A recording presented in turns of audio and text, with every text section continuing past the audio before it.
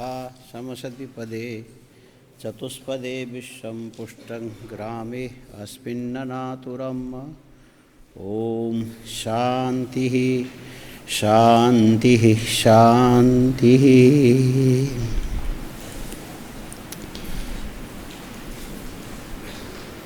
26वां अध्याय चल रहा है उमा संहिता, और इसमें विषय है काल को छला जा सकता है कि नहीं। काल सबको कबलित करता है, उससे बचा जा सकता है कि नहीं। तो इसमें उमा और भगवान शंकर के संवाद सामने आए। भगवान शंकर ने कहा कि ये जो जीव है मुख्यतः 5 तत्व विशिष्ट होता है: पृथ्वी, जल, तेज, वायु, आकाश। और इसमें आकाश मूल आधार है। आकाश मूल आधार। जैसे नाश्ते में पकौड़ी बनाते हैं ना, तो तुम लोग खाते हो, बनाने वाले कैसे बनाते हो इसका तुमको पता नहीं, मालूम नहीं, या जानते हो, सवाल ही नहीं पैदा। तुम तो सीधे ही बोल रहा है कि हम खाना जानते हैं, बनाना नहीं जानते हैं। वो भी सही ढंग से नहीं जानते। कुछ खाएंगे, कुछ थाली में छोड़ देंगे, और अन्न को छोड़ने का पाप भी लगता है, वो भी तुमको पता नहीं। आज तो जाने दो इसको। ये जो पकौड़ी बनाने वाले क्या करते हैं, पहले एक परात लेते, परात। तो परात के अंदर बेसन रखते हैं। बढ़िया यदि बनाना हो तो बेसन में पहले जो तेल गरम होता है ना, एक बार तला हुआ नहीं, नया जो तेल डालते हैं जो उबलने लगता है, बेसन में सीधे गरम तेल डालते हैं, ज़्यादा नहीं, थोड़ा। और बेसन में थोड़ा नमक भी डालते हैं, हल्दी भी डालते हैं, थोड़ा मसाला भी डालते हैं, और उसको मलना पड़ता है। तो इसको बोलते हैं मर्दनम गुणवर्धनम।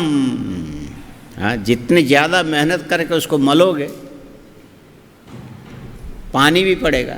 कितनी चीज़ हो गई, बेसन, थोड़ी हल्दी भी, हल्की सी। बेसन में ज़्यादा हल्दी नहीं पड़ता, नहीं तो काला पड़ जाएगा। हल्दी और थोड़ी सी, कई लोग अजवाइन भी डालते हैं। तेल, लेकिन तेल जब डालोगे तो सूखे बेसन में नहीं डालोगे।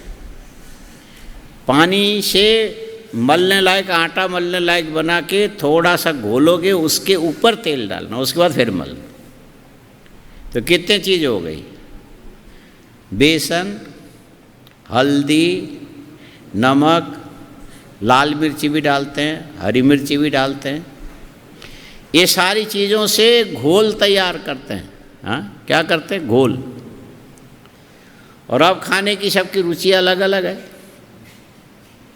गुजराती लोग क्या करते हैं कि उसमें कच्चा केला को उसको खुरुच करके पूरा छिलका नहीं निकालते, थोड़ा सा उसको क्या बोलते हैं, खुरुचना बोलते हैं, और उसको गोल गोल छोटा छोटा छोटा काट के उसी बेसन में डाल देते हैं।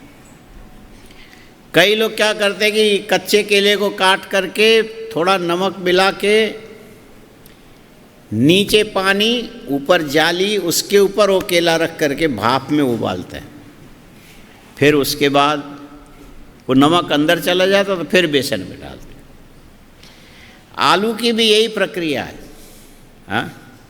आलू को भी कच्चा काट के नमक में भिगा के उसको, उसके बाद ले जाके ये जो भाप में उबाल के, पानी में नहीं, भाप में, नीचे पानी, ऊपर जाली, उसके ऊपर आलू रख के फिर भाप से उबालो। तो वो भाप में आधा पका हुआ जो आलू फिर बेसन में डाल दो। फिर गरम तेल में एक एक बेसन लिपटा हुआ आलू केला, बैगन, सबकी प्रक्रिया एक ही है। बैगन का भी बनता है, कई चीज़ों का बनता है। तो ऐसा करोगे तो ये पकौड़ी बन गया। क्या बना? अच्छा, ये पकौड़ी बनने के बाद पहले जितने परात में चीज़ें आई थी ये बनी रहेगी कि समाप्त हो जाएगा? समाप्त हो जाएगा। बाद में परात को धो करके गाय के चारे में ले जा करके बचा हुआ बेसन वहाँ चला जाएगा, गाय खा लेगी। और दूसरे दिन फिर परात, फिर वही प्रक्रिया, तीसरे दिन फिर वही परात। इसका मतलब है कि इस परात में कितने बेसन आए, कितने आलू आए, कितने बैगन आए, कितने मिर्ची आए, कितने धनिया आए, कितने हल्दी आए, और आए और गए। परात जैसा का वैसा ही है। तो यहाँ परात की जो हालत है, यही हालत किसकी है? तो बोले आकाश की है। हाँ, किसकी है? आकाश की है। इसमें प्रकृति आती है, पुरुष आता है, पृथ्वी आएगी, जल आएगा, तेज आएगा, वायु आएगा। सृष्टि चक्र जो चलने लग जाएगा, इसके चलते पूरे चराचर जगत में अनंत चीज़ें अपने अपने कर्म फल भोग के लिए आते हैं। और जैसे उबलते हुए गरम तेल के अंदर ये जो आलू इत्यादि पकौड़ी पकते हैं, ये संसार में प्राणी भी पकते हैं। हम लोग भी किसी के पकौड़ी हैं। हाँ, हम लोग क्या है? पकौड़ी हैं। और सूर्य और चंद्रमा क्या है? उसको चलाने के लिए झारा है, झारा। हाँ, दर्भी परिघट्टनेन कालो पचतीति वार्ता, ऐसा करके महाभारत के अंदर आता है। ये जो कढ़ाई परात की जगह आकाश है। और इसमें समय जो है ना, ये इसके कढ़ाई है। समय क्या है? कढ़ाई। और सूर्य और चंद्रमा इनकी ईंधन है।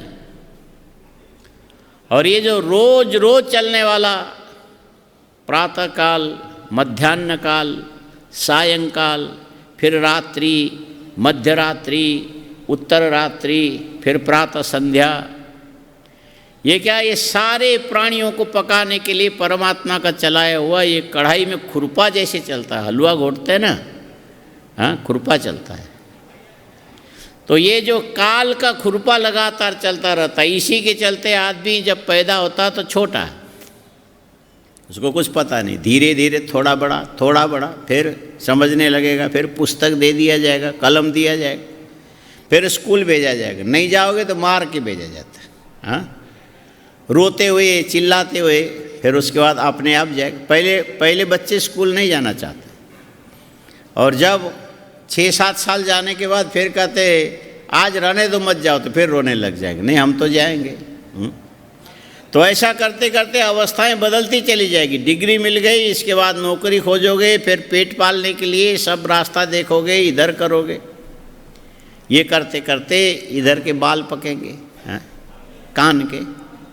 इसका मतलब है कि तुम्हारे बुढ़ापे के धीरे धीरे ये लक्षण आने लगे। और 60, 65, 60, 70 साल तक खूब उपद्रव मचाओगे। और 65 के बाद फिर ये उपद्रव बंद हो जाएगा, तुम्हारी प्रवृत्ति बदल जाएगी। फिर परिपक्व बुद्धि, इससे पहले बुद्धि परिपक्व नहीं होती। कई लोगों को तो बूढ़े होने तक भी नहीं होता है, लेकिन अधिकांश समय के साथ आदमी की बुद्धि परिपक्व हो जाती। और बुद्धि परिपक्व हुई तो क्या फर्क पड़ा, लेकिन शरीर ही पक गया ना पूरा। वो शक्ति नहीं रहा, वो सामर्थ्य नहीं रहा। करते करते करते करते एक समय ऐसा आएगा बिस्तरे में पड़ गए। हाँ, और आदमी क्या करते कि थोड़ा सा कुछ बचने की इच्छा बहुत बड़ी होती है। जीविताशा बलियसी, जरा से चोट लगा, चपेट लगा कर इसको जप करो, कुछ करो, पूजा करो। इससे पहले पूजा नहीं करते। माने भगवान भी कहते कि लोगों को ठोकर लगे, लोग गिर जाएं, पड़ जाएं, इसके बाद पूजा शुरू होती है। हाँ? और उससे पहले कोई नहीं पूछता है ना। लेकिन एक समय के बाद की जाने वाली पूजा भी काम नहीं करता है। हाँ? चिकित्सेव गतायुषी ऐसा बोलते हैं, जिसकी आयु समाप्त हो गई वहाँ पर पूजा करो, पाठ करो, डॉक्टर बुलाओ, सलाइन चढ़ाओ, क्या क्या करो, कोई काम नहीं करेगा। जाना तो जाना, लेकिन ये जो आना जाना लगातार चलता रहता है, प्रतिदिन चलता रहता है। आज एक गया, कल दूसरा गया, अभी गया, थोड़ी देर के बाद गया। ये कोरोना काल में तो जाते ही रहते थे, लेकिन जितने गए उससे कई गुना आए भी हैं, फिर जाते फिर आते। और पूरे के पूरे परात की सफाई कब होती है? तो प्रलय काल में होती है। सारे आलू चले गए, हाँ, और सारे के सारे केले चले गए, नमक चला गया, कोई चीज़ नहीं बचा, सब खत्म हो गए। और लेकिन ये जो आकाश रूपी परात बना रहता है हमेशा, फिर दूसरी सृष्टि में इसी आकाश से प्रारंभ होगा। कहाँ से? इसी आकाश से शुरू होगा। तो ये आकाश परात के समान है कि बार बार जैसे तुम नाश्ता बनाते हो एक ही परात में ये जो बेसन घोल करके, एक ही आकाश में परमात्मा पृथ्वी, जल, तेज, वायु को मिला मिला के सृष्टि रचना करता है और बीच में प्रलय करता है, फिर दूसरी बार फिर बनाता है। अब पार्वती ने कहा कि ये आकाश, ये परात भी तो आखिर ऐसा करते करते करते एक दिन खराब हो जाता है। अब धीरे धीरे दीपावली आने वाली है, मालूम है? हाँ, धीरे तो क्या, अभी कितने काफ़ी दिन है, 1 महीना है। हाँ, दीपावली में कितना बाकी है? हाँ, जितने भी हो, जो आना हुआ तो आएगा, तुम खींच के तो ला नहीं सकते हो। दीपावली आएगी, और दीपावली से पहले अभी से शुरू हो गया। ये बड़े बड़े मिठाई के कारखाने वाले अभी से शुरू कर देते हैं। कलकत्ते वाले सबसे ज़्यादा जोर लगाते हैं दीपावली ने, ये मकर संक्रांति के आसपास। वो लोग क्या करते हैं, ये जो सोन पापड़ी बनाते हैं, हाँ, कलकत्ते सब जगह बनता है, नागपुर में बनता है, दिल्ली में बनता है, कलकत्ते, माने ये जो बड़े बड़े मिठाई वाले इसके काम में लगे रहते हैं। और सोन पापड़ी तुम खाली खाना जानते हो, उसकी प्रक्रिया का तुम्हें पता नहीं है, हाँ, लेकिन ये भी बेसन की चीज़ है ये। हाँ, सोन पापड़ी किसकी है? बेसन की। अच्छा, ये बनाने के लिए बंगाल के अंदर एक लकड़ी का परात होता है, खाली कलकत्ते में बिकता है, बंगाल में बिकता है, बाकी लोग भी मंगाते हैं। ये काफ़ी बड़ी लकड़ी होती, शायद सिरस या कोई ऐसे लकड़ी होती, बहुत चौड़ी लकड़ी। तो वो नरम होती कटने में, इसीलिए बंगाली लोग इतनी मोटे आकार के वो परात बनाते हैं, बड़ा, और इतने उसके किनारा, और उसके अंदर वो जो बेसन है ना, पहले उसको घी में सेकते हैं और शायद चाशनी में मिला करके फिर उसके जो लंबे चौड़े जो परात के अंदर रख के, फिर वो लकड़ी के उनके पास हत्था होता है, और ऐसा खींच के लंबा करेंगे, और उसके बाद एक यहाँ रखेंगे, एक यहाँ रखेंगे, बीच को मोड़ेंगे, फिर उसके बाद फिर दोबारा, फिर ऐसे माने घुमाते घुमाते घुमाते तेल डालते जाएंगे। ऐसा करते करते जो तेल के साथ मिल मिल करके इतनी बार घुमाया जाता है, इतनी बार मोड़ा जाता है, जैसे रस्सी बना के फिर एक किया, फिर रस्सी बनाए। परोठा नहीं बनाते हो, और उसमें 4-5 कारीगर बने रहते। 10 किलो के लिए तो 5 कारीगर बैठते, 4, और वो काट काट काट काट घुमाया, ऐसा लंबा किया, फिर यूं मटर, फिर घुमाया, लंबा किया। तो ऐसा करते करते करते फिर इसी के मध्य में वो सोन पापड़ी तैयार हो जाता है। उसमें वो गरम चाशनी डालते, क्या वो प्रक्रिया हम नहीं जानते, लेकिन देखा है हमने दूर से, वो बन जाता है। और उनको हमने पूछा कि ये लकड़ी का परात तुम्हारा कितने दिन चलता है? बोले स्वामी जी ये 3 साल भी चलता है, 4 साल भी चलता है। फिर क्या होता है इसका? बोले ये घिसते घिसते घिसते घिसते घिसते ये भी एक दिन या तो टूट जाएगा या तो गल जाएगा, खराब हो जाएगा, फिर हम लोग बदल देते हैं। और पीतल के परात में भी तो कितने दिन काम कराओगे, करते करते एक दिन छेद हो जाएगा, खराब हो जाएगा, फेंकना पड़ेगा। पार्वती ने कहा ये आकाश को भी यदि तुम परात मानते हो तो ये कितने दिन चलेगा? भगवान शंकर ने कहा जब समय महाप्रलय की ओर इशारा करे तभी तक आकाश बना रहेगा, इसके बाद इसमें भी छेद हो जाएगा, आकाश में भी। और अब पार्वती ने पूछा कि ये आकाश को छेद करने वाली चीज़ क्या है? तो बोले काल है, समय है, ये दिखाई नहीं देता है, अंदर से काम करता है, धीरे धीरे करता है, किसी को पता नहीं लगने पाता है। और एक दिन आकाश का भी विनाश कर देने वाला काल है। पार्वती ने कहा, ये काल का भी कोई नाश करने वाला है कि नहीं है? भगवान हंसने लगे, तू कुछ तो जानती होगी, सारा प्रश्न करती जाएगी क्या? हाँ? पार्वती से भगवान शंकर कहने लगे, तुमको बोलने का मौका दो तो दूसरों को बोलने ही नहीं देगी। हाँ? पार्वती को बोलने का मौका दो तो दूसरों को, ये तुम लोग लिख के याद रख, तुम्हारे जीवन में ऐसा आएगा। यदि कोई पार्वती आई तुम्हारे पास, हाँ, और उसको यदि बोलने का मौका मिला तो बाद में तुमको मौका नहीं मिलेगा। तो पार्वती भी भगवान शंकर से बात करने लगी तो कहते, ये काल का, बोले अरे हमसे पूछे जा रहे, तू बोल अब। पार्वती हंसने लगी, हमने एक बार ऐसा देखा था, आपने काल को भी जला दिया था। हाँ? काल को भी, तो जैसे मरने के लिए छटपटाने लगा काल, अब मर जाऊंगा, अब मर जाऊंगा, और मरते मरते उसने भगवान शंकर की स्तुति की। और भगवान शंकर को बोलते हैं ये है आशुतोष। हाँ, क्या बोलते हैं? शिव जी का एक नाम है आशु, माने जल्दी, आशु माने, और तोष माने जब प्रसन्न होने वाले, जल्दी, थोड़ी सी स्तुति करो फट से प्रसन्न हो जाते। और भगवान शंकर खुश हो गए, बोले अच्छा चलो, काल तुमने मुझे चिढ़ाया था इसीलिए मैंने तुमको जलाया, लेकिन अब मैं तुमको दोबारा जीवन दान देता हूँ। एक काम करना, तुम स्थूल रूप में किसी के सामने कभी दिखना मत। हर प्राणी के रग रग में तुम विचरण करोगे, हर चीज़ को परिवर्तित करोगे, हर चीज़ में अंतर लाओगे, लेकिन तुम कभी किसी के सामने दिखोगे नहीं। काल नहीं दिखता है। ये जो गमले तुम्हें दिखते हैं जो मिट्टी के लाए, मिट्टी भी तुम्हें दिखता है जो तुम लोगों ने भरा, और पानी छिड़काओ नमी भी तुम्हें दिखता है, और जौ भिजा के रखा वो भी तुम्हें दिखता है, और ये उसमें से अंकुर कब निकला ये तुम्हें दिखता है क्या? देखते देखते थोड़े थोड़े अब तो देखो हरा दूर से दिखने लगे, कल परसों तक तो इतना ऊंचा हो जाएगा, लेकिन ये हर क्षण बढ़ रहा है, हर क्षण इसमें अंतर आ रहा है, लेकिन तुमको अता पता नहीं लगता है। भगवान शंकर ने कहा कि हर आदमी एक एक श्वास में बुढ़ा होता जा रहा है। हाँ, एक एक श्वास, 21,600 श्वासें चलती है 24 घंटे में, और हर श्वास में इतने 21,600 में से 21,599, 598, 597 ऐसा करते चला जाएगा। माने इसी रंग से तुम्हारी आयु धीरे धीरे धीरे धीरे जैसे चुल्लू में रखे हुए पानी के समान आयु क्षीण होता है। करने वाला कौन है? बोले काल है, समय है, लेकिन उस समय को कोई देख नहीं सकता। भगवान शंकर ने कहा तुम बड़े सूक्ष्म रूप से काम करना।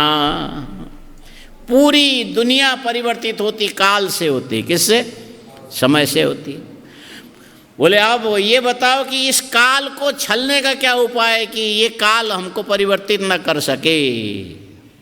भगवान शंकर कहने लगे इसको छलने का उपाय है योग। क्या है? योग है। तो ये योग कैसा? तो भगवान शंकर कहने लगे देखो मैं योगियों के हित के लिए बात बताने जा रहा हूँ, ये तुम जरा ध्यान से सुनना। शृणु देवी प्रवक्ष्यामि योगिनां हितकाम्यया परज्ञान प्रकटनं न देयं यस्य कस्यचित् श्रद्धानाय दातव्यं भक्तियुक्ताय धीमये अनास्तिकाय शुद्धाय न धर्मनित्याय भाविनी। बोले मैं योग की व्याख्या करने जा रहा हूँ पार्वती, जिसको मर्जी उसको मत बताया करना, इसके अधिकारी सब लोग नहीं होते हैं। योग के सभी अधिकारी नहीं होते। पार्वती ने पूछा कि कैसा अधिकारी कैसा होना चाहिए? श्रद्धावान होना चाहिए। अधिकारी कैसा होना चाहिए? श्रद्धावान होना चाहिए। हाँ, श्रद्धानाय उसको योग का उपदेश दे सकते हो, और खाली श्रद्धा रखे और भक्ति न रखे उसको भी नहीं देना चाहिए। दोनों में फर्क है। श्रद्धा माने आस्था, हम जानते भी हैं, हम मानते भी हैं, लेकिन उसके बाद भी हम उसके लिए प्रयत्न नहीं करते, उसके प्रति हमारा लगाव नहीं है, हमारा प्रेम नहीं। प्रेम से भक्ति बनता है, और खाली मान्यता ये श्रद्धा मानी जाती है। खाली श्रद्धा से काम नहीं चलता है। जैसे माता पिता के प्रति श्रद्धा तो हो सकती है, लेकिन सेवा करना ये भक्ति है। ये क्या है? हाँ, इनकी सेवा होनी चाहिए, ये भक्ति है। तो यहाँ पर भगवान शंकर कहने लगे योग सीखने वाले को पहले श्रद्धा चाहिए, दूसरे नंबर में भक्ति होना चाहिए।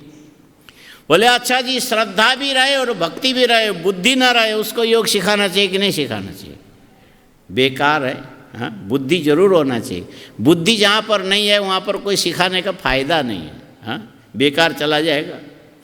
धीमते अनास्तिकाय शुद्धाय धर्म नित्याय भामिनी। और जो नास्तिक नहीं है, ईश्वर को नहीं मानता है, वेद को नहीं मानता है, इसको नास्तिक बोलते हैं। जो ईश्वर की सत्ता को स्वीकार करता है, वेद की दिव्यता को स्वीकार करता है, उसको ही योग का उपदेश देना चाहिए। इससे अतिरिक्त लोगों को योग का उपदेश देना नहीं चाहिए। शुद्धाय धर्म नित्याय भामिनी। क्या होना चाहिए? बोले शुद्ध व्यक्ति को योग का उपदेश देना चाहिए, अशुद्ध को नहीं देना चाहिए। किसको देना चाहिए? शुद्ध को देना चाहिए, अशुद्ध को। बोले ये शुद्धि अशुद्धि क्या है जी? शुद्ध आत्मा की शुद्धि जिसकी होवे उसको शुद्ध बोलते। ये कैसे होती है शुद्धि? पार्वती ने पूछा आत्मा की शुद्धि कैसे होती? भगवान शंकर कहने लगे पार्वती, गाय के दूध दुहा जाता है, निकाला जाता है। हाँ, क्या करते? दूध को दुहा जाता है, निकाला जाता है, और उसके बाद ले जाके गर्म किया जाता है। दूध को क्या करते हैं? गरम करते हैं। अच्छा, यदि गरम न करो, ऐसे रख दो तो क्या हर्ज है? 5, 6, 7 घंटे बीतने के बाद वो दूध फिर दोबारा गरम करोगे तो फट जाएगा, खराब हो जाएगा। और चलो गरम भी कर लिया, कोई बात नहीं। क्या ये गरम करके दूध को 1 महीने तक रखा जा सकता है क्या? नहीं रखा जा सकता। कहोगे ये डेयरी का जो दूध है पॉकेट में आता है, ये तो कितने महीनों पहले पैक होकर के आता है, ये कैसे रहता है? वो जो पॉकेट के दूध है उसको निश्चित एक तापमान के अंदर रखा जाता है, इतनी डिग्री की ठंडक में रखा जाएगा, है ना। और साथ में उसमें एक चीज़ मिलाई जाती है, जो कोई आदमी मर गया, सगे संबंधी वाले दूर हैं, 7 दिन के बाद आने वाले हैं, जब डॉक्टर से जाके बोलोगे तो एक रसायन का इंजेक्शन तत्काल दे देते, जिससे शरीर बिगड़े नहीं, कुछ दिन बना रहे। और उस इंजेक्शन में जो रसायन होता है उसी का थोड़ा सा जो मात्रा है ये दूध के अंदर डाल देते, जिससे दूध जल्दी खराब न हो। शरीर की और दूध की एक की प्रकृति होती है। दूध तरल है, शरीर स्थूल है, ये बात अलग है, और उसके चलते दूध। लेकिन ये पॉकेट के दूध भी ज़्यादा दिन तक टिकने वाला नहीं, ये भी एक न एक दिन फट जाएगा। दही बनाओगे तो भी खट्टा होगा, उसके बाद झाऊ पड़ेगा, हरा निकलेगा, कीड़े पड़ेंगे, खाने वाला लायक नहीं। लेकिन एक बात है कि ये जो दही दूध गर्म करके जमाओगे दही बनेगा, दही को मथोगे घी निकलेगा, मक्खन निकलेगा, मक्खन को जब गर्म करोगे उसके अंदर से छान करके बोतल में घी रखोगे, ये दूध से ज़्यादा दिन टिकता है। कौन ज़्यादा दिन टिकेगा? दूध की घी, क्योंकि ये दूध के अंदर का शुद्ध अंश घी है। ये क्या है? दूध के अंदर का शुद्ध अंश घी है। और ये घी दूध के अंदर मिला हुआ रहेगा, पानी के साथ मिला रहेगा, तो ये खराब हो जाएगा, सड़ जाएगा, काम का नहीं रहेगा। और जब प्रक्रिया से इसके अंदर से निकाल के घी को अलग करते हो तो ये इसको दूध जो है ना अशुद्ध है, घी कैसा है? उसके अंदर का शुद्ध अंश है। तुम इसको चाहो तो 1 महीना, गाय का घी तो बोलते कि 12 साल तक भी खराब नहीं होता, लेकिन खाने लायक नहीं रहेगी। हाँ, 2 महीने 3 महीने तक गाय का घी सही ढंग से रखोगे, खाने लायक रहेगा। और 12 साल तक रखोगे तो भी वो फेंकने लायक नहीं है, उसको रखना चाहिए। और तुम्हारे हड्डी में दर्द हो, हाँ ऐसा होता है ना, किसी को और कोई बीमारी होती है, बात की बीमारी, संधिवात क्या क्या बोलते हैं, और उसमें इस 12 साल पुराना गाय का घी लेकर के रात को सोने से पहले उसको मालिश करो, वो दर्द खत्म करता है। लेकिन गलती से कभी 12 साल पुराना घी इसका स्वाद के जीभ में लगाओगे तो मर जाओगे। हाँ, लगभग साइनाइड की तरह काम करता है, खाने में जहर और ये मालिश करने में तुम्हें औषधि का काम करेगा।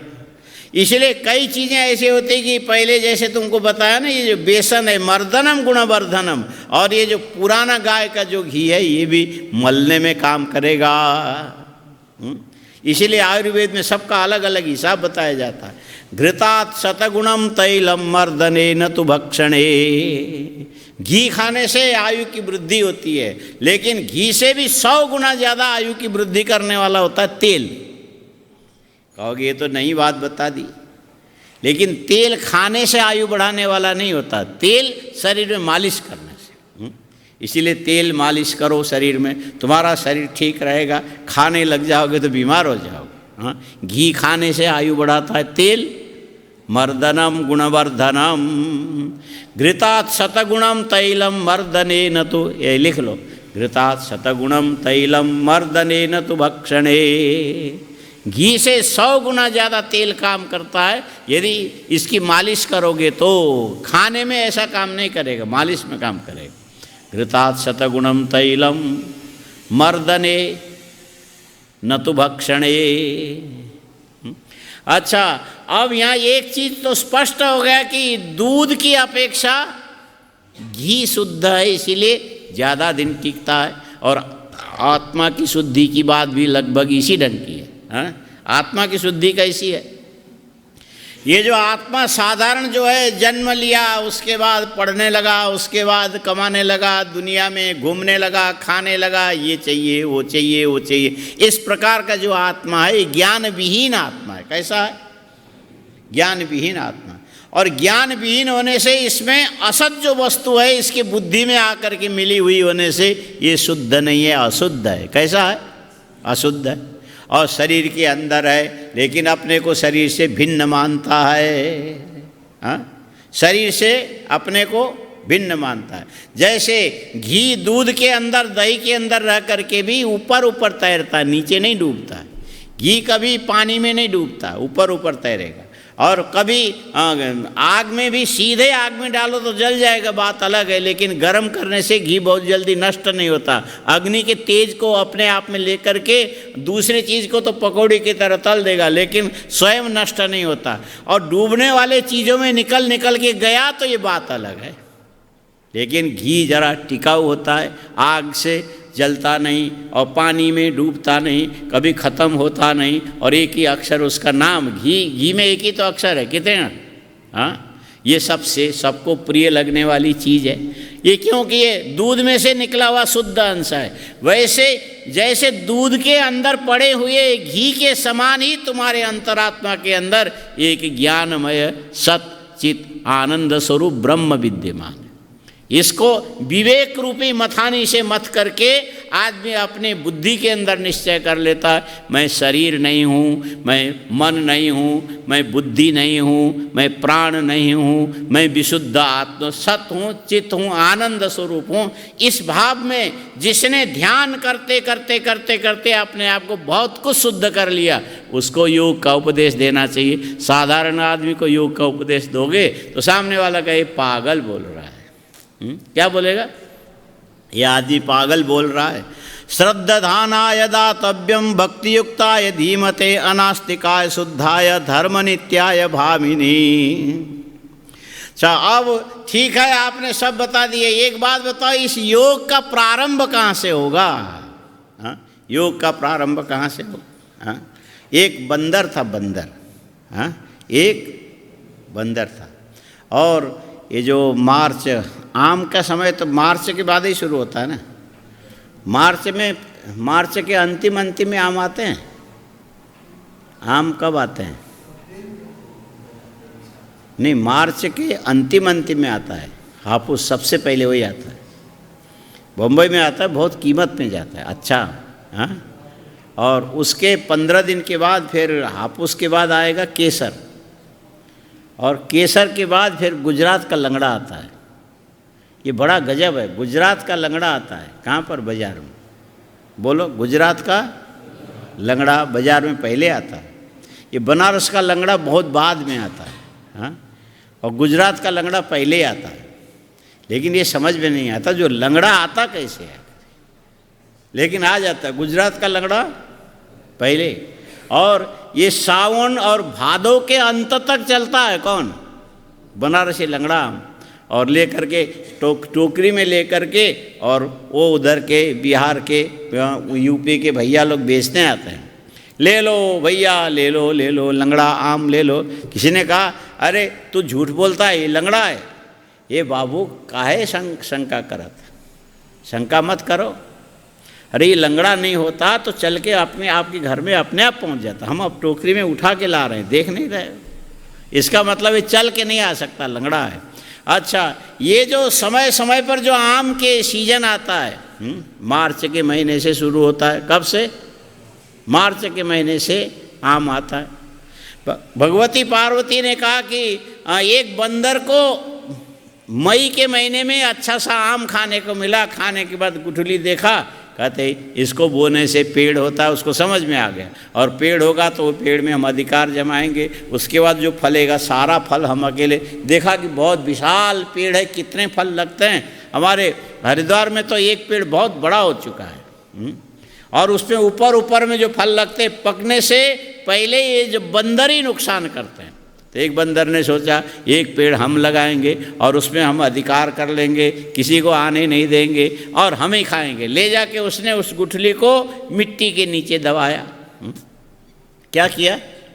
मिट्टी के नीचे दबाया, और आज दबाया, कल निकाल के फिर देखा पेड़ आया कि नहीं, फिर दबा दिया, फिर गया, फिर निकाल के देखा पेड़ आया कि नहीं। रोज रोज ऐसे करता रहा। अब बोलो उसमें से अंकुर निकलेगा कि नहीं निकलेगा?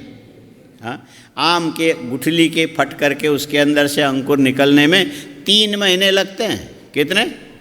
3 महीने। जैसे मई के महीने में गुठली फेंकोगे तो जून जुलाई अगस्त के आसपास में जाकर, अगस्त से थोड़ा पहले फिर वो फट करके निकलता है। फिर उसमें ध्यान देना पड़ता है। इस ऐसे इतने तापमान में निकला तो बचेगा, नहीं तो ठंडी यदि पहले सहन करना पड़ेगा तो सूख जाएगा। इस ढंग से आम की खेती करने वाले बंदर ने कहा हम भी करेंगे, लेकिन रोज रोज खोद करके देखोगे तो आम में से अंकुर निकला हुआ मिलेगा? नहीं मिलेगा। ठीक इसी प्रकार समझो कि तुम दूध गर्म करके जमाने के लिए तुम कटोरी में भर करके ले गए और हाथ में ले करके चलो हमको दही जमाना है, घूम रहे हैं, चल। जब तक तुम चलते रहोगे तब तक अंदर का दूध हिलता रहेगा। जमेगा कि नहीं जमेगा? नहीं जमेगा। इसीलिए हिलता हुआ दूध कभी जमता नहीं है। बार बार खोद करके जो आम की गुठली को देखोगे वो भी कभी जमेगा नहीं, और ले जाके स्थिर रखना पड़ेगा। ये जो जयंती जवारा जो बोलते हैं, क्या बोलते हैं?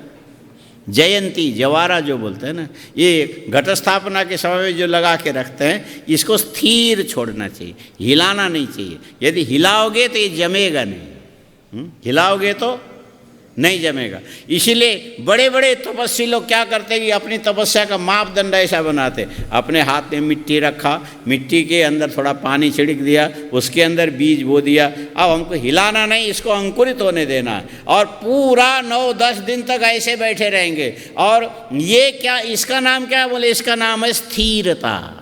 इसको क्या बोलते हैं? भगवान शंकर ने कहा पार्वती योग में जाना हो तो ऐसी स्थिरता का अवलंबन करना चाहिए। पहले क्या होना चाहिए? स्थिरता। सुश्वासेन सुसय्यायाम योगम युंजीत योग विदीपम बिना। और ये स्थिरता कैसे आती है? कई लोग बोलते हमसे तो ये काम होता नहीं, हमसे तो ये काम होता नहीं। होता तो उसको जोर मत लगाओ, जाओ भाई। हाँ, यदि करना हो तो करो। बोले क्या करें, हमको गुस्सा आता है, रोकने से भी नहीं रुकता। फिर उसके बाद कहेंगे स्वामी जी आप कोई मंत्र बताओ। मंत्र तुम्हारा डंडा है। मंत्र क्या है? डंडा सबसे अच्छा मंत्र है। उठा के सिर पर एक शीशम का लाट उठा के पटक दो, ठीक हो जाएगा। अब इसमें बोले हमको गुस्सा आता है तो हमको कुछ समझ में नहीं आता, हम गालियां देने लगते, हम लड़ाई करने लगते, ये हमसे हो जाता है, हमसे रोका नहीं जाता है। आप कोई मंत्र बताओ। तुम्हारा मंत्र हम जानते हैं। तुम्हारा हाथ ले जाके पीछे बांध दो और दोनों पैर को ऐसा पालथी माल के बांध दो, और उसके बाद बैठ करके एक डंडा ले करके बस थोड़ी थोड़ी देर में टक टक उसको मारते रहो। ये तुम्हारा सबसे बढ़िया मंत्र है। तुम्हारा मन फिर अपने आप में ठीक हो जाएगा। होना क्या चाहिए? स्थिरता। ये कोई मंत्र बल से होने वाली चीज़ नहीं है। हाँ, मंत्र बल से होने वाली चीज़ नहीं है। ये जो तुम्हारा मन है बड़ा तरल पदार्थ है। मन कैसा है? पानी से भी सूक्ष्म होता है, पानी भी बहने वाली चीज़ है, लेकिन सबसे सूक्ष्म है प्रकाश।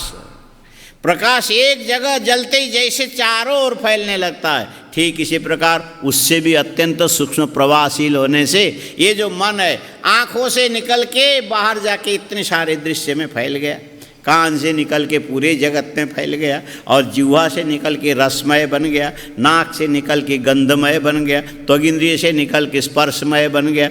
इस ढंग से तुम्हारे मन के फैलाव के साथ साथ तुम्हारी आत्मा भी इसी ढंग से फैल जाती है, और फैलने से अशुद्ध वस्तु में जाके आत्मा मिल गया, फिर उसी में अध्यास करने लगा कि असत में सत बन गया, अनित्य में नित्य बन गया, सुख में दुख, दुख में सुख बन गया। इस ढंग से ये आत्मा की अशुद्धि होती है। इसकी शुद्धिकरण के लिए पार्वती क्या करना चाहिए? इसका साधन करना चाहिए। दीपम बिना अंधकारे तु प्रजा सुप्ति सुधारयित। तुम्हें ध्यान रखना चाहिए, सारी दुनिया सो जाए, हाँ, सारी दुनिया सो जाए, जब कोई आवाज़ ना आवे। यहाँ भी 10 साढ़े 10 तक तो आवाज़ आती है, हाँ, साढ़े 10 बजे तक। ये जो नीचे बर्तन जो साफ करते हैं ना, अभी एक काम करो, ये थाली बड़ी है तुम लोग, छोटी तो है नहीं, ज़्यादा कटोरी का प्रयोग मत करो। हाँ, थाली के एक कोने में सब्जी ले लो, रोटी ले लो, चावल ले लो, और खाली दाल रह गया। पहले तो हम लोग बनारस में दाल भी थाली में ही लेते थे, फिर मांजने वाले को एक ही मांजना पड़ेगा ना। और ये जो ये इतनी सी चटनी के लिए एक कटोरी, और इतनी से सब्जी के लिए दूसरी कटोरी, और मांजने वाले को तो तुम लोग करीब लगभग समझो कि 80 करीब आदमी हैं, और 3 कटोरी हो गए तो कितना हो गया? हाँ हाँ, तो 240 कटोरी मांजने वाला वहाँ खटकाएगा, एक ही 2 आदमी, ज़्यादा तो है नहीं। तो ये टाइम लगेगा कि नहीं लगेगा? और खा के हम लोग चल देते, वो मांजने वाला जो खटखट करता है उधर की ओर ध्यान नहीं देते। यदि तुम ये देखने, इसीलिए आजकल सबसे बढ़िया सिस्टम ये बफे वाला है। एक प्लेट ले लो, उसमें इसमें एक चीज़ रखो, इसमें दूसरी रखो, तीसरी, एक चम्मच लो, एक प्लेट एक चम्मच खा के ख़त्म कर दो। अरे सारी चीज़ मिल के तो अंदर ही जाना है। हाँ, और कटोरी है करके इतना सजा, ये बेफालतू इज्जत की चीज़ है, इसमें कोई तथ्य नहीं है। इसीलिए कम कटोरी प्रयोग करो। हाँ, दाल ठीक है कि उसको दाल के लिए कटोरी रखो, इससे ज़्यादा मत रखो, ठीक है। मांजने वाले को तकलीफ होती है, चम्मच के झंझट में मत जाओ, इससे बढ़िया चम्मच और क्या हो सकता है। हाँ, ये नेचुरल चम्मच है, कौन? हाथ। हाँ, इससे आपने, इसी से तो लोग कितने बड़े स्वामी करपात्री जो बने, उन्होंने बर्तन ही नहीं छुआ। 12 साल तक केवल हाथ को ही पात्र बना करके उन्होंने तप किया, तब जाके उनका नाम हुआ। और तुमको चम्मच भी चाहिए, फिर चमचा भी चाहिए, फिर चमची भी चाहिए। हाँ? चम्मच के बाद तो यही होता है, क्या होता है? चम्मच होता है और चमचा और चमची। हाँ? और चमचा गिरी। हाँ? और ये जरूर गिरेगा, ये चमचा जो है ना गिरेगा जरूर, ये बने रहने वाला नहीं है। चमचा गिरी, ये अच्छा काम नहीं है। और इसमें परेशानी ये आती कि जो मांजने वाला है वो कम से कम 10:30 पौने 11 बजे तक वहाँ पर आवाज़ आती है, और अब वो ख़त्म हो जाए, उसके बाद एक बार दरवाज़ा बंद करने का धड़ाम आवाज़ है, वो चले जाएंगे। इसके बाद भगवान शंकर ने कहा जब सब लोग सो जाए, क्या होना चाहिए? जब सब लोग सो जाए, दीपम, उसके बाद बत्ती बंद करना, लाइट जला के मत रखना। लोग सो जाए और दीप के बिना अंधकारमय जगह हो। प्रजा सुप्ते सुधारयित, और सारी दुनिया सो गई, बिल्कुल शांत है। 11:30 बजे से लेकर के 3:30 बजे तक बिल्कुल सही समय होता है। उस समय ऐसे बैठ जाओ। हाँ, योग का समय वही है।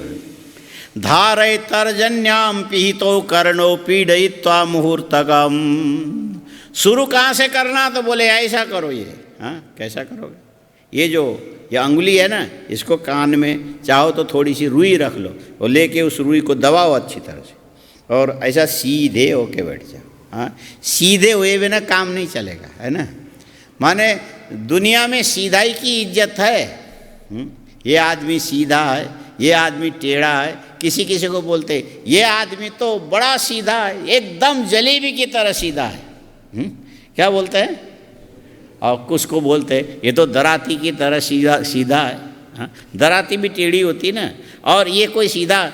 जब तुम योग साधना के लिए बैठो तो सीधे होके बैठना चाहिए। ये जो पीछे पे जो मूलाधार चक्र से चलने वाली रीढ़ की जो श्रृंखलाएं, सीधे ऐसा होना चाहिए। इसके बाद ये अंगुली को ले जाके कान में दबाओ, दबा के उसके बाद जैसे ध्वनि या शब्द जो है ना कान के पर्दे से नहीं टकराए, और न टकराने से आंख बंद करके धीरे से सुनने लग जाओगे, अंदर एक ध्वनि सुनाई पड़ेगी। कान बंद करने से ध्वनि नाद सुनाई पड़ेगी। तर्जन्या पीतो कर्णो पीडयित्वा मुहूर्तकम तस्मात् संश्रूयते शब्दस्तुदन बन्नि समुद्भव। और ये जो ध्वनि है इसी को नाद बोलते हैं। इसको क्या बोलते हैं? नाद बोलते हैं। हाँ, नद अव्यक्तो, ऐसा शब्द से अव्यक्त ध्वनि, जिसमें घट नहीं है, पट नहीं है, कपड़ा नहीं है, घर नहीं है, कोई पद नहीं है, वाक्य नहीं है, वर्ण नहीं है, लेकिन एक ध्वनि लगातार चलती है, कभी भी न टूटने वाली ध्वनि। ये कान बंद करने से तुमको सुनाई पड़ता है। भगवान शंकर कहते ये ध्वनि सुनने का अभ्यास तुमको कितने देर करना चाहिए। शंकर जी ने कहा कि पार्वती मुहूर्तकम, मुहूर्त माने मुहूर्त का मतलब है 2.5 घड़ी। 2.5 घड़ी का मतलब है 1 घंटा। कितना? 2.5 घड़ी का 1 घंटा। 1 घंटे तक ऐसा करके वो जो अंदर कान बंद करने से अंदर नाद चलता है, ये नाद टूटने वाला नाद नहीं होता है। ये इतना संवेदनशील होता है कि ये जो तुम कान बंद करके सुनोगे उस समय तुम्हारी श्वासें जो धीरे धीरे धीरे जो चलेगी उसकी आवाज़ अलग से सुनाई पड़ेगी, और अनाहत जो नाद है अंदर अलग से सुनाई पड़ेगी। उस नाद को लगातार 1 मुहूर्त तक, 2.5 घंटे तक लगातार सुनने की कोशिश करना चाहिए। तस्मात् संश्रूयते शब्दस्तुदन बन्नि सम। ये शुरू में ऐसा लगेगा कि जैसे जो घास फूस सूखी लकड़ी पा करके अग्नि भव भव भव करके जलने लगती है, ऐसे आएगा धीरे धीरे। उसमें शब्द की तरंग खत्म हो जाएगा, एक जैसी नाद चलती रहेगी। और उस नाद को सुनने के लिए श्वास की गति सूक्ष्म बनाओ, जिससे तुम जिंदे रहो, मरो नहीं। इतने श्वास धीरे धीरे लेकर के छोड़ना, और आने की आवाज़ श्वास की न हो, जाने की आवाज़ श्वास की न हो। ये कब हो सकता है? जब तुम्हारे गले में कफ अटका हुआ न हो। नहीं तो फिर वही श्वास लेते समय कुर खू ची। डॉक्टर लोग क्या देखते हैं? वो लगा के, वो जो है ना तुम्हारे श्वास की गति में कहीं कफ अंदर रुका हुआ कि नहीं, ये जो लगा के देख, उसको क्या बोलते हैं? आला बोलते हैं, क्या बोलते हैं? अरे डॉक्टर के उसमें लटका नहीं रहता, उसको क्या बोलते हैं? हाँ, क्या बोलते हैं? हिंदी में आला बोलते हैं। हाँ, और मराठी में आला माने आया। हाँ, मराठी में, लेकिन हिंदी में आला बोलते। डॉक्टर के जो गले में ऐसे लटका के रखते हैं, कान में लगा के, उसमें सूक्ष्म जो है ना, ये उसमें चुंबकीय तत्व रहता है, और थोड़े से शब्द को कान में पहुंचा देता है। उसे श्वास के चलने के अंदर की ध्वनि पकड़ के सुना देता है। वो ध्वनि के खरखराहट से जान लेता है इसमें कफ अटका हुआ कि नहीं, अंदर कफ है। वो जो श्वास की गति से पता लगाता है। ये लगा के देख, ये इसका ये पीठ में लगाते हैं, इधर लगाते हैं, इधर लगाते हैं, माने इसके कहाँ कहाँ पर कफ ज़्यादा है, और ये श्वास की गति को कफ रोकता है तो उसमें खरखराहट आती है। क्या आएगा? खरखराहट आती है। और ये पहले से तुमको एकदम सही करके रखना चाहिए। हाँ, पहले से क्या करना चाहिए? आजकल तुम लोगों को जो सीतोपलादी हमने वो ले रहे हो, हाँ, जिसको जिसको तकलीफ, सीतोपलादी मंगाया था, हाँ, ले रहे हो? हाँ, तुमको जी कहने में भी इतना ताकत लगाना पड़ता है। ले रहे हो? हाँ, ठीक। अच्छा, कुछ फर्क पड़ा है? हाँ या ना बोलो। हाँ, लगता है कि इमली के शाखा के ऊपर फल लटका है, हवा लगे तो हिलेगा नहीं तो। अरे 20 ग्राम के जीव हिलाने से एक बात समझ में आ जाए तो ये जो 3.5 किलो का सिर ये करने की क्या ज़रूरत है? ये सब भी सीख लो। हाँ, ये जो 50 ग्राम करीब का होता है जीव, इतने हिलाने से सामने वाले को समझ में आवे तो ये 3.5 किलो करने की क्या ज़रूरत है? आया समझ में? ठीक कम से कम शक्ति क्षय करके जितना काम बन सके उतना करो। अच्छा, ये जो शीतोपलादि का यही काम है, रोज सोते समय आधी चम्मच जीभ के जड़ में, इधर देखो, रोज सोते समय आधी चम्मच जीभ के जड़ में ऐसा लंबा ऐसा लेके फिर दबा के सो जाओ। उसकी जो धुआं है ना, धूल, वो जाके तालू के ऊपर चला जाता है। और ये जो कफ की विकृति के लिए जो उसको ब्याज बढ़ाने वाली चीज़ ऊपर पड़ा रहता है राल के साथ, और उसको काटेगा। आज भी ले लो, कल भी ले लो, परसों भी ले लो, 7 दिन ले लो, इसके बाद बंद करो। क्योंकि शीतोपलादि थोड़ा गर्म होता है, ज़्यादा दिन नहीं लेना, और कफ साफ रहे। और होना ये चाहिए कि यदि ज़्यादा तकलीफ हो गए, ज़्यादा तकलीफ हो तो आदमी को चाहिए थोड़ी सी फिटकरी पानी में डालो और ज़रा सी चुटकी भर नमक डालो, 1 गिलास पानी, और ले जाके उसको थोड़ा गर्म करो। और गर्म करने के बाद तुम जाओ, खड़े हो करके पानी मुंह में ले लो, मुंह में ले करके यहाँ तक ले जाओ, और जैसे पानी अंदर निगलने के लिए आने लग जाए, श्वास की गति से ऊपर उछालो, फिर अंदर। उसको गरारा बोलते हैं। क्या बोलते हैं? गरारा। ये तालू के ऊपर बने हुए जितने भी दूषित पदार्थ हैं सबको निकाल देगा। रात को सोते समय ये काम लगातार करते रहोगे, आज कल परसों, रोज रोज। लेकिन रोज रोज नहीं करना चाहिए, कुछ दिन विराम भी देना चाहिए, क्योंकि ये श्लेष्मा नाम की जो चीज़ है तुम्हारे बोलने में, खाने में, भोजन हजम करने में काम भी आता है। और विकृत होकर के नुकसान करे तो खांसी, रोगों का जड़ खांसी, झगड़े का जड़ हाँसी। क्या बोलते हैं? झगड़े का जड़, ये जो हर जगह मजाक करता नहीं, ये मुंह ऐसा ही नहीं, ये तो फटा हुआ बोरा है। हाँ, मुंह कहे ये नहीं रखना चाहिए, बिना मतलब का कहीं कहीं कोई कारण नहीं, कुछ नहीं, हंसते रही, ये समझे फटा हुआ बोरा है। वो गाय के लिए हम लोग चिवड़ा की चूरी लेने गए और फटा हुआ था, उसमें से बाहर, तो ये करोगे तो तुम्हारे अंदर की सारी चीज़ें निकल के बाहर जाए। गंभीर रहो, बिना मतलब का हंसो मत, है ना, बिना मतलब का हंसना मत। और ये गरारा करके करके करके फिर तुम्हारे श्वास की जो गति है एकदम सॉफ्ट बराबर, तो फिर ये जो ध्वनि नाद श्रवण करते समय तुम्हारे अंदर आवाज़ नहीं आएगी, और तब जा कर के अंदर जठराग्नि और प्राणवायु के संघर्ष से उत्पन्न होने वाला स्वाभाविक जो नाद है, ये नाद ब्रह्म कहलाता है। ये क्या है? नाद ब्रह्म। ये रात्रि के समय में 12 बजे से लेकर के 3 बजे तक ये नाद ब्रह्म, नाद श्रवण करने का अभ्यास करना चाहिए। तर्जन्याम पीतो कर्णो पीडयित्वा मुहूर्तकम तस्मात् संश्रूयते शब्दस्तुदन बन्नी समुद्भव संध्या तो भुक्तमेवं ही चावसन्नम क्षणादपि सर्वरोगान् निहन्त्यासु ज्वरोपद्रव कान। ये भगवान शंकर ने कहा कि ये कान बंद करके रात को बैठ करके तुम 12 बजे से 3:30 बजे तक ये ध्वनि यदि सुनते रहोगे, तुम कभी बीमार नहीं पड़ोगे, तुम्हें कभी बुखार नहीं आएगा, यदि होगा तो भी निवृत्त हो जाएगा, तुम्हारा पेट खराब नहीं होगा। माने शरीर के सारे रोग निवृत्त करने वाला ये ध्वनि है, इसको सुनने का अभ्यास करो। ये रामदेव जी बेचारे बोलते तो हैं भ्रामरी करो, लोग वो रामदेव जी के पास भी लोग तमाशा के लिए जाते हैं, क्योंकि वो सर्कस बढ़िया दिखाते हैं, उनको तो सब आसन आते हैं और सामने वाले को कुछ आता नहीं। और वो भी मजे अच्छा ठीक करते हैं। ऐ मोटी मोटी पेट वाली माई को लेकर के बोले पश्चिमोत्तान आसन करो।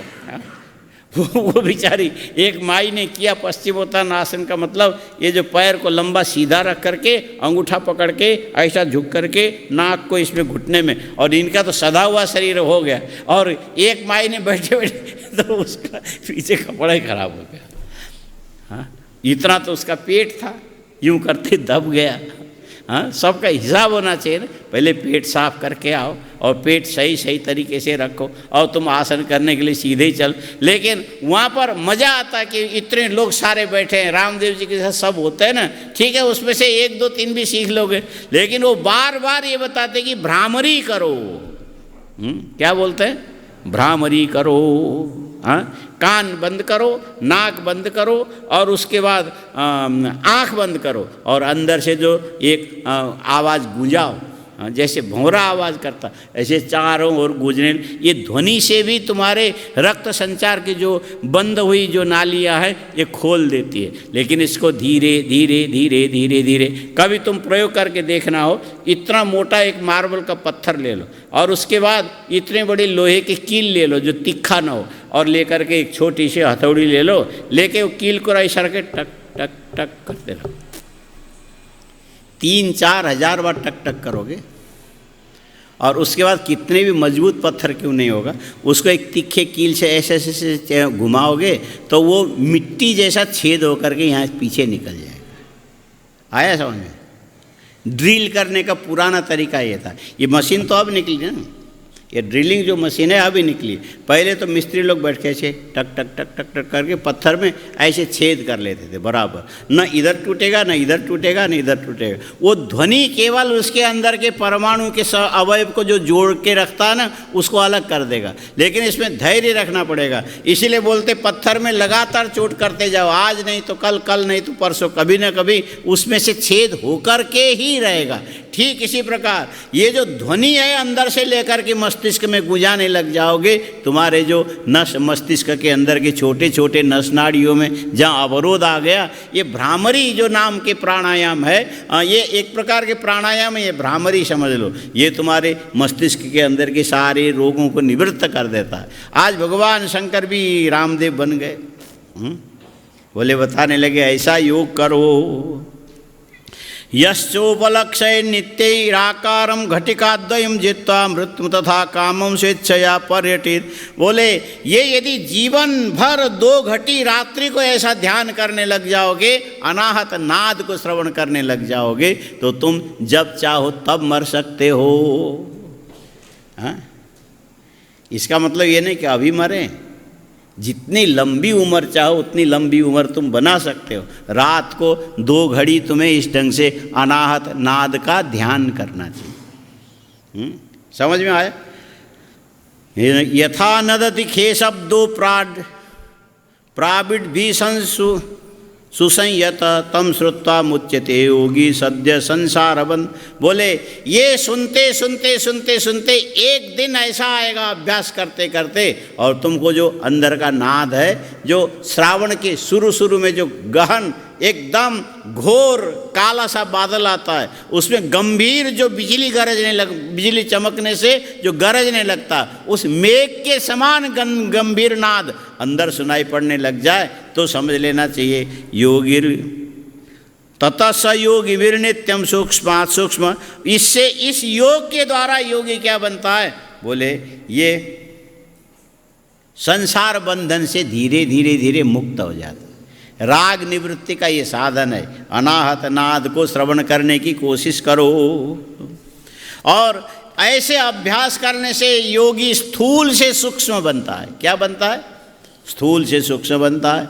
एषते कथितो देवी शब्द ब्रह्म विधिक्रम पलालमिव धान्यार्थी त्यजित बंधमसि। भगवान शंकर कहने लगे तुम्हारे अंदर शब्द ब्रह्म छिपा हुआ है, इसको तुमने कभी जीवन में देखा नहीं। यदि ध्यान लगा करके तुम 2-2.5 घड़ी तक, 1 घड़ी तक बैठ करके 1 घंटा समझ लो, रोज इस ढंग का ध्यान करने लग जाओगे, शब्द ब्रह्म का साक्षात्कार तुमको होगा।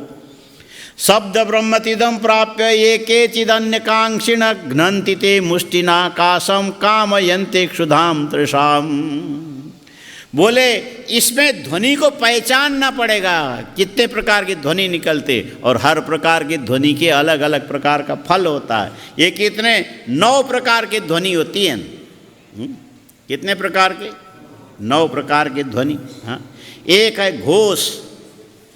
घोष नंबर नीचे ऐसा 1 2 3 ऐसा नीचे लिखो। एक है घोष, दूसरा है कांस्य, तीसरा है श्रृंग, चौथा है घंटा, 5वां है वीणा, और 6ठा है दिवन सजान माने बादल। दिवन सजान लिखा है 6ठा। दिवन माने ये जो दुंदुभी, वीणा माने बांसुरी होती है, और दुंदुभी तो शब्द है दीवन सजान। दीवम 5 कांस्य, घोष, सबसे पहले घोष, दूसरा कांस्य, तीसरा श्रृंग, चौथा घंटा, वीणा, बांसुरी, दुंदुभी, शंख, और शंख 9वां है, और 8वां, 9वां मेघ का गर्जन, 9वां है मेघ का गर्जन। ये अंदर के अनाहत नाद के अंदर ही इतने सारे भेद हैं। और ये भेद क्यों बताए, बोले आगे भगवान शंकर कहेंगे, इसमें से एक एक का चुनाव करके ध्यान करोगे तो उसका अलग अलग फल है। हाँ, या पूरा 9 हो गया?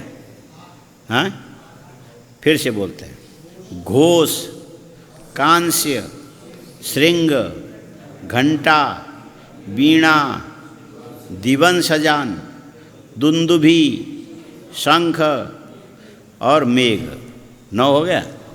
बस इतने इसके भेद हैं। इस भेद का आगे क्या क्या फल होता है इसको फिर कल करेंगे, है ना। इस ढंग से काल को छलने का काम योग के द्वारा हो सकता है। उसका सबसे पहले नाद योग की ओर भगवान शंकर इशारा कर रहे हैं। और करोगे, करेगा कोई नहीं है, लेकिन बताना चाहिए ये चीज़ है, कम से कम पता तो लगे। दुनिया में कितने सारी चीज़ें तुम्हारे काम में थोड़ी आती। कितने लोग अलमारी में ला करके बहुत सारे सामान रख करके ऐसे मर जाते, उनको पता भी नहीं लगता हमने क्या क्या रखा है। हाँ, तो मरने के बाद उनकी आत्मा आकर के उसमें फिर सांप बन के कुंडली मार के बैठेगी, मेरी रक्षा की हुई चीज़ है, कोई आए तो फूं मारेगा। हाँ, इसलिए पता लगना चाहिए ना। भले तुम काम में लो चाहे न लो, लेकिन जान करके रखो। तुम्हारे ये जो बुद्धि रूपी अलमारी में सामान तो पड़ा रहे, और बाहर का सामान तो छूट जाएगा, अंदर जो संस्कार में पड़ा रहेगा कहीं न कहीं किसी न किसी जन्म में जा कर के उद्बुद्ध होकर तुम्हें उसमें लगा देगा। इसलिए पुराण में व्यास जी ने लिखा, ऐसा भगवान शंकर ने बताया। शिव जी ने बताया तो गलत नहीं हो सकता। हम बोलें, तुम बोलें तो कुछ भी बोल सकते हैं, लेकिन भगवान शंकर बोलेंगे तो झूठ थोड़ी बोलेंगे। झूठ कौन बोलेगा? आदमी। हम बोलो ना, झूठ कौन बोलेगा? हम बोलेंगे। और क्या करोगे दूसरा? तो झूठे ही तो बोलोगे। इसीलिए प्रायश्चित्त के लिए बैठ के पाठ भी करो। ओम पूर्णमदः पूर्णमिदं पूर्णात् पूर्णमुदच्यते पूर्णस्य पूर्णमादाय पूर्णमेवावशिष्यते। ओम शांति शांति शांति। शंकरं शंकराचार्यं केशवं बादरायणं सूत्रभाष्यकृतौ वंदे भगवन्तौ पुनः पुनः। ईश्वरो गुरुरात्मेति मूर्तिभेद विभागिने व्योमवद्व्याप्तदेहाय दक्षिणामूर्तये नमः। ओम शांति शांति। ये जो सूर्य अथर्व शीर्ष है ना, ये पाठ आज अंतिम है।